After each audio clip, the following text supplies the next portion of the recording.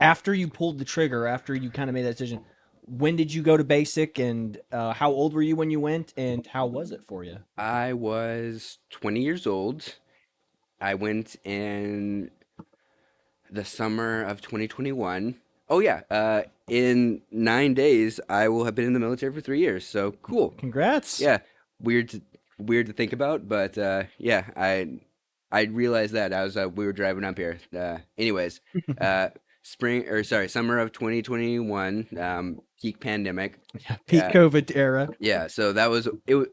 It was weird because like we it was not just peak COVID time. It was also when the ACFT was getting implemented. So we weren't required to do any of like the physical gates in order to actually graduate. There were people that failed like the forge that still graduated with me. Like it was clearly a point in time where they were just like shove bodies through, get buddies through that hole. I don't know. To be fair, I think that that's been how it is ever since. Honestly, ever since Bush. Like just like we're at constant war, put bodies in the hole. Yeah, believe it or not, we were talking to Ivy the other day or earlier today, and he basically said the same thing. He goes, there were kids that didn't do anything and still were able to make it through. And it was the same with me and Chad too. So we both went, and there were kids that didn't do the ruck, the 10 mile ruck in the forge, didn't do the ruck back to the Hilton Field, and they were still on the graduation field with us the next couple of days. And I Yeah. was like, what is happening I here? remember being frustrating, because it Hmm. was like I worked so hard. Like, not that it matters. I was an out of shape fat body. I still am kind of an out of shape fat body. You don't look at because I wear all these jackets in order to like hide this. But uh, when I remember like working so hard to like be able to pass, and then like seeing all those, it was like a little demoralizing, Little slap in the face. But like also at the same time, I tried to look at it from the drill sergeant's perspective of just like it's another number, Hmm. and it's like that's sort of how like the military unfortunately is a bureaucracy. It's not a meritocracy, no matter how much we want it to be, and no matter how much we like you you go there, you pass the test, and then you Hmm. graduate, and that's how it is the entire time. Yeah, Uh, it is once you get into like the more special operator yeah, areas. So, the meritocracy applies when it comes to selection and special forces and these, like what Ivy was doing with his 15 Tango stuff. Like, they don't want fools working in those areas. But again, there are still those, like, I think one of my drill sergeants and your drill sergeant Ramirez says, if you're standing next to someone that you feel embarrassed to be graduating with, we didn't do a good job, but there's not a lot that they could do as drill sergeants about yeah. it because they're just NCOs. And like I said, we're at the lowest recruitment numbers ever, essentially in the military, like pre World War II numbers is what it is, and they just want people at this point, and I so I think that that's a culture issue we have nowadays. Like don't get me wrong. I think that like everybody's doing their best. I just think the perspective is maybe not wrong, just different than what I would do. yeah. Um, and when you get to your unit, I know neither of you have been to a unit, so you guys don't like, and I haven't been to a unit as long as like I've been like I know that like it like I like talk like I've been there like a whole time, but it's like like I think I was at 3 or 4 drills. Yeah, if Uh, you listen to Babbitt talk, you would think he's a lifer. Were you in at like 14, man? Like, what? Do you know how the whole system works? uh, yeah, I don't know. I like to joke that I'm confidently wrong a lot. Shit, that actually will get you through the army quite a Yeah. bit. Um, I think it's a meritocracy to an extent. You know what I Mhm. mean? Like the fact of the matter, especially for the guard, is that there are only so many slots for the ranks that you can get, and there are only so many things that you can do, right? So like in order to beat those people out, there is a hierarchy of things you need to do. But if you're comfortable with your rank, you can kind of just coast along. Yeah, Mhm. like that's the issue that the Oklahoma Guard has right now. Mhm. Is that we don't have people that are like hungry to like promote, hungry to do better. Like, and I know that like that seems like an outlier to y'all because we have great cadre as instructors, right? But the Yes, reason they're instructors is because they're the best. yeah, they're the outlier. They're not the rule, and that's why I think they push so hard at us, right? Is because I think that especially somebody like Sergeant Sidden sergeant first class. I'm sorry. Yeah, that's another thing that's really hard for me, especially in OCS, and it's something that I really need to break. You don't refer to people by their ranks usually when you refer to them offhandedly, Hmm. like, and so like it's really weird for me to say like Sergeant Sitten or Sergeant First Class Walker or like Sergeant First Class Gonzalez, stuff like that, right? Because like back in my home unit, it was just like, Hey, Sergeant. yeah, it was like, hey, Sergeant, or like if I was casual enough with them, it would be like, hey, what's up, Ramirez? You know, Hmm. and, like my first line would just be like, it would just be like that, you know.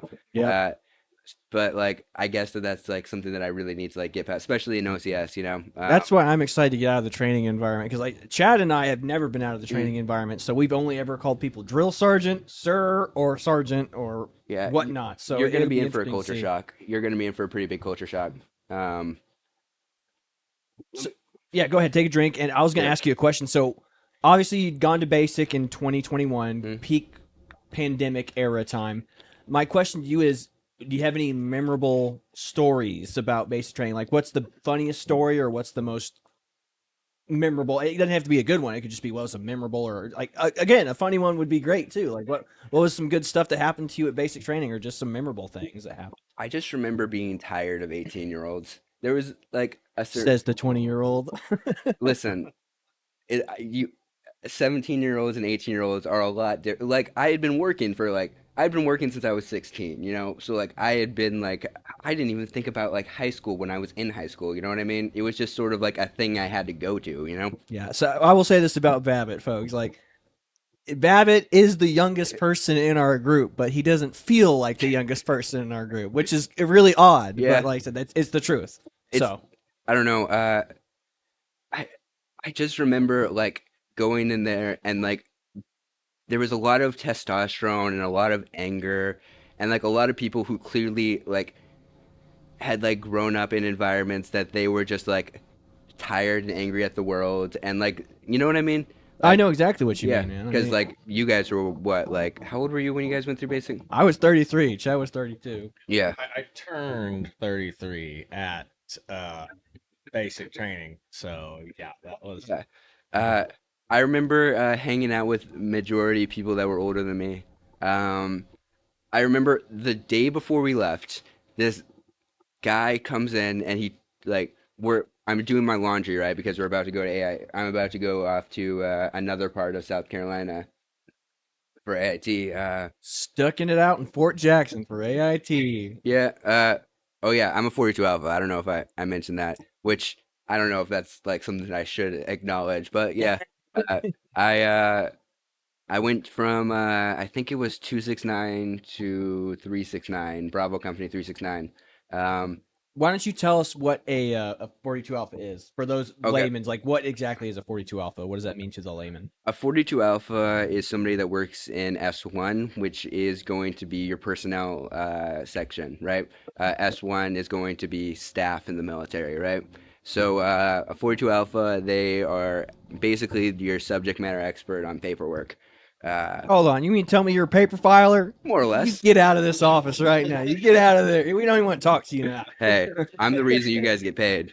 Uh, That is true. Like, for all the hate and all, like, there's rivalries between all branches, but at the end of the day, we're all working to do the same mission. Yeah. Like, I mean, our objectives might be different, but the mission's the same. So, I guarantee you, the infantry guys, they're not going to be happy doing their job if they find out they go home and their paychecks aren't being cut or at home. So, I mean, if you guys want to see why S1 is a problem, no shade to the people at the RTI, but clearly it's not being run by S1. Like it's not being run by 42 Alphas, which is why we don't get paid like on time most of the time. Like I don't mean to disrespect like Sergeant or like I'm not gonna name names. yeah, not Yeah, yeah. yeah. Let's keep Sorry it about that. clean. Sorry about that. I'm not gonna like talk badly on the S1 shop there as much as I could, but like it's very clear to me as somebody that has worked there that those people were either transfers from other units or were transfers from other MOSs or were if they were in the of 42 alphas they had been 42 alphas for a very long time Mhm. and they don't like have a fresh and to be fair S1 is hard. S1 is a lot harder than people like make it out to be. There's the common joke that like the S shop opens at 9 o'clock and it closes at 9:30, right? Mhm. Uh, and like That's kind of true.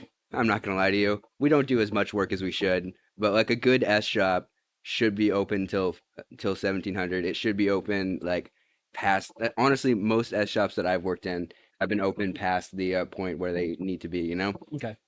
like I think, and like to like explain like why the guard is so like deficient on that. The S1 NCOIC at my old units, which I'm not gonna name drop because they are good people, and I don't want it like I don't want them to be mad at me. Uh, the S1 NCOIC there was an infantry sergeant. He was not a 42 Alpha. The guy that was our 42 Alpha, our S1 shop, did have two NCOs that were actual 42 Alphas, but the guy in charge of us was a guy who transferred over to like get these certifications, and that's the only reason why he was there because he was just again it was like like this guy had like the face that they wanted for the he was like friends with people, so he got Yeah. the promotion over the people that deserve it. Face of the organization. And again, Okay. I don't want to talk badly on the because it's just the reality of the situation, you know what I mean? Yeah, at PRs it means a lot in whatever branch you're Yeah. in. So